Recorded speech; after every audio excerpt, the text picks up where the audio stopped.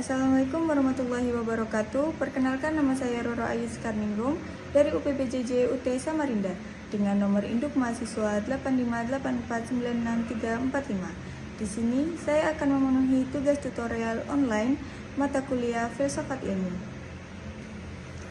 yaitu yang menjelaskan tentang hubungan timbal balik antara filsafat ilmu dan pendidikan.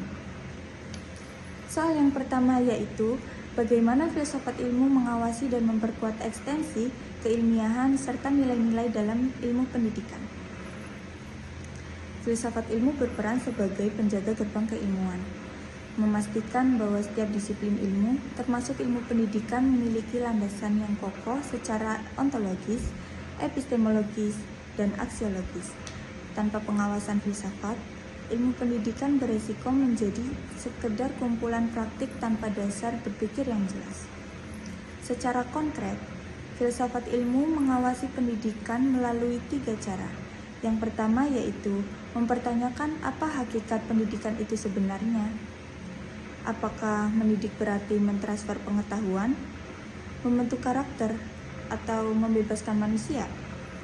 Yang kedua yaitu memastikan bahwa metode dan pendekatan pendidikan dapat dipertanggungjawabkan secara ilmiah, tidak sekedar mengikuti tren atau kebijakan. Yang ketiga yaitu menjaga agar pendidikan tetap berpijak pada nilai-nilai kemanusiaan, bukan semata-mata pada efisiensi dan produktivitas ekonomi.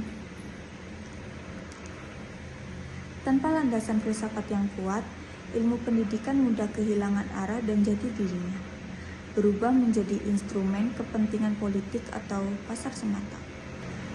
Menurut saya, inilah yang terjadi ketika kita melihat kurikulum yang berubah terlalu sering tanpa kajian filosofis yang mendalam, karena fondasinya rapuh. Setiap pergantian kebijakan membuat pendidikan kehilangan konsistensi dan makna. Soal yang kedua yaitu bagaimana pendidikan yang bermakna dan bernilai turut memperkuat perkembangan filsafat ilmu. Hubungan filsafat ilmu dan pendidikan bukanlah satu arah. Pendidikan yang berkualitas justru menjadi laboratorium hidup bagi filsafat ilmu, tempat di mana gagasan-gagasan filosofis diuji, dikoreksi, dan dikembangkan. Ketika pendidikan berhasil melahirkan manusia yang berpikir kritis, reflektif, dan berkarakter, maka filsafat ilmu mendapatkan bukti empiris bahwa nilai-nilai yang dijunjung benar-benar relevan dan dapat diwujudkan.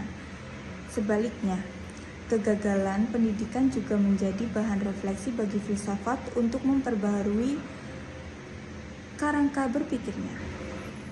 Pengalaman pendidikan yang autentik, di mana anak benar-benar berpikir, bertanya, dan menemukan makna, adalah sumber terkaya bagi perkembangan pemikiran filosofis tentang manusia dan pengetahuan.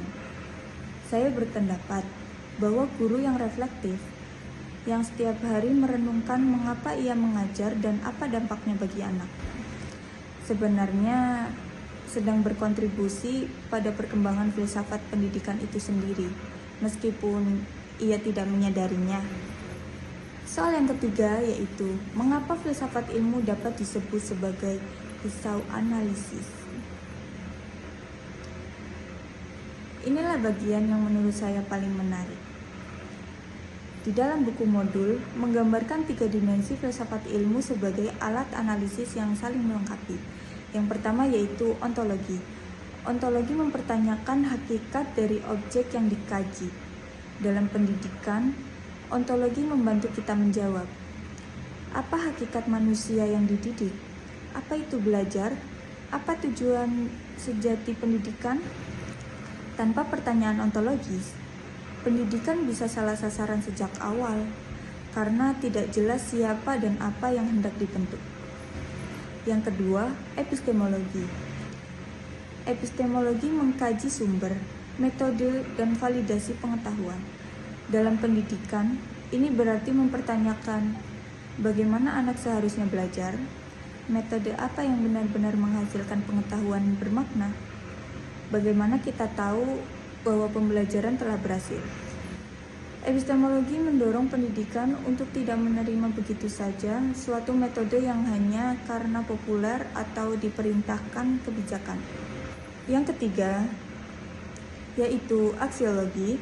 Aksiologi mempertanyakan nilai dan tujuan, alam konteks pendidikan, untuk apa pengetahuan ini diajarkan, nilai-nilai apa yang ingin ditanamkan, apakah kurikulum ini membawa kebaikan bagi siswa dan masyarakat. Tanpa aksiologi, pendidikan bisa menjadi alat reproduksi ketidakadilan sosial. Ketiga pisau ini bekerja sama. Jika salah satu tumpul, analisis terhadap persoalan pendidikan menjadi tidak utuh, dan solusi yang dihasilkan pun tidak akan menyentuh akar masalah. Soal yang terakhir, yaitu yang keempat, contoh konkret penerapan filsafat ilmu dalam praktik pendidikan, misalnya dalam kebijakan, kurikulum, atau proses pembelajaran. Dalam kebijakan pendidikan, perdebatan tentang kurikulum merdeka versus kurikulum sebelumnya sejatinya adalah perdebatan filosofis. Secara ontologis, siapa siswa yang ingin dibentuk? Secara epistemologis, bagaimana cara terbaik mereka belajar? Dan secara aksiologis, nilai apa yang diprioritaskan? Kemandirian atau standarisasi? Sayangnya, kajian filosofis ini jarang dilakukan secara terbuka dan mendalam sebelum kebijakan diterapkan. Dalam kurikulum, ketika sebuah sekolah memutuskan untuk memasukkan pendidikan karakter ke dalam kurikulum, itu adalah keputusan aksiologis. Pertanyaan tentang nilai apa yang paling penting ditanamkan.